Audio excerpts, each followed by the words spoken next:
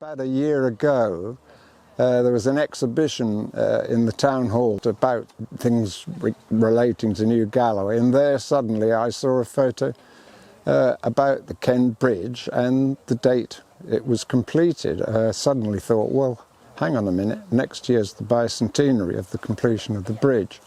So it would be great, I think, to get together and try and draw attention to it. What a pleasure it is to be here on the 201st anniversary of the building of the now present Ken Bridge. And it marks a notable celebration, a bicentenary too, because the designer and builder of this Ken Bridge, the third on this site, was none other than John Rennie Sr., one of the most outstanding civil engineers that Scotland and indeed the UK has produced. He was born in Fantasia in East Lothian, and he in fact worked with Meikle, who invented the threshing machine as early as the late 18th century. He then went to Edinburgh University, excelled at mathematics and theoretical engineering, and he won a place to go and work with James Watt, the inventor of the steam engine. But he soon realised that mechanical engineering wasn't his forte. He even excelled better at civil engineering, and he was to go on to produce some of the most magnificent structures. Here in Dumfries and Galloway we'll have not only the Ken Bridge, but across at Newton Stewart the Cree Bridge, which he built a few years previously. But of course he's best known really in a national and international context for the Waterloo Bridge in London, for the Southwark Bridge, and that famous London Bridge that now stands in Arizona in the United States. He built canals, he built viaducts, he built docks, he built naval harbours. He built everything, really, that it was a product of the Scottish Enlightenment. So, a real pleasure to celebrate the 200th anniversary here in Dumfries and Galloway. And New Galloway, really the kingpin for his work in the west of Scotland. It's an odd thing about the Ken Bridge. When you look at it historically, it's almost as though it's a huge big work of engineering that's landed from outer space, because it's just put down almost in the middle of nowhere, and you wonder why. Before the bridge was built, there was a boathouse there and a ferry across. There was the ford just beside as well, the road coming round from New Galloway to cross at the ford, and then at a ferry just a little bit north of that. Well, as someone who's very interested in the local history of the Glenkens, the thing that strikes me is this: the River Ken defines the Glenkens, but it also divides the Glenkens. And until you had a reliable crossing of the river, it was never really a functioning community in a reliable sense. So if it was going to have any social cohesion or economic prosperity, you had to secure the crossing of the river. This was the huge achievement of Rennie in actually getting this bridge built. Well, to speak of Mr. Rennie, how when he started his business when he was age 30, as I understand from today's lecture, and he only survived for another 30 years. How did he ever achieve in just those 30 years, all the projects that he did? Draining the fens, building bridges across the Thames, bridges up in Scotland, and his only means of transport was a stagecoach or horseback. What retinue of people did he have in his office, or where was his office? Just to cram it all into 30 years, plus he courted and married a lady and had 9 children, I think we were told today, so an incredible life. The main thing I knew about it, to be honest, was living in a house in New Galloway called Meadowbank, and the house was built in 1820 for the Provost of New Galloway, a chap called Murray, and he had a race, a horse and carriage race from Meadowbank House to the newly built, newly opened bridge. He raced against the Lord Kenmure, and apparently the Provost of New Galloway, Murray, won that race. it's such a solid construction, and it was built in 1820 before any heavy vehicles were ever conceived of, really. And we've now got 44-ton articulated timber trucks plying over and back and forth over that bridge every day. In fact, you have two of those trucks on the bridge at the same time. And you know what I wonder about is, why did they ever build it to that strength?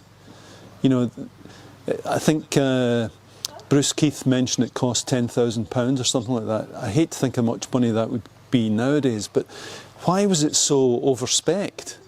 You know, they had horse and carriages as the heaviest vehicle that would actually go over the spans of the bridge, but it can actually take 2 times 44-ton trucks.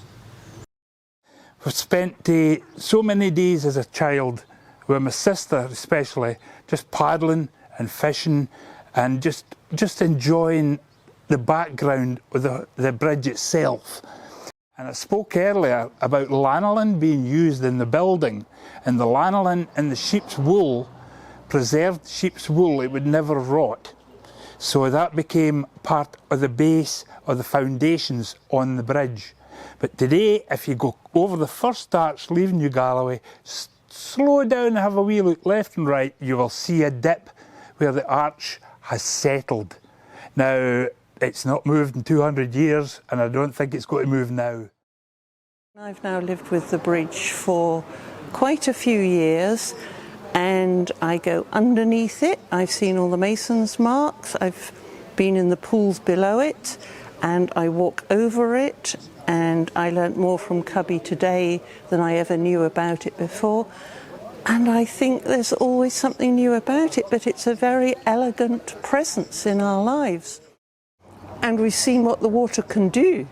We've been marooned here in New Galloway.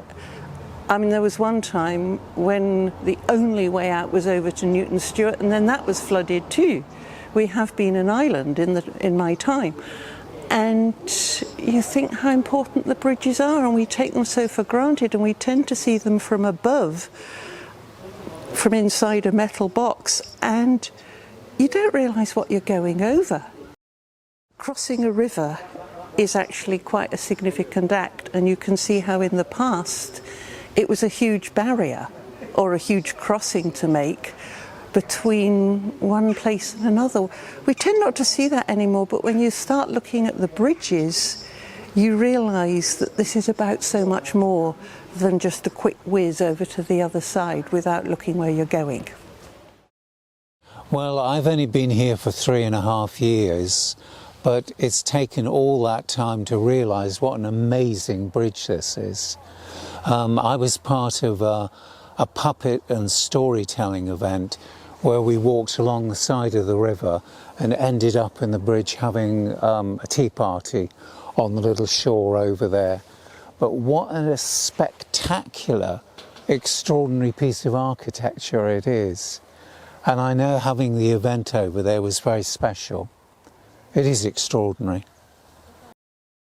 It's a beautiful bridge, and the thing that surprised me was when I started telling my family that I was moving down here to New Galloway, I discovered that in our family memoirs, apparently a great-great-great-uncle of mine came down from Aberdeen, which is where I was raised, as a stonemason. They brought those who worked in the granite quarry in Aberdeen down to work on the bridge here, and he was one of those who came. According to the memoirs, he was then given the freedom of New Galloway. We haven't found any evidence to confirm that, other than the fact that it's written in my family memoirs. This was Rennie's last bridge. He actually died just before it was completed, sadly, and many people can actually consider it to be his best. It's certainly the most elegant. The ascending arches are one of his signatures, if you like.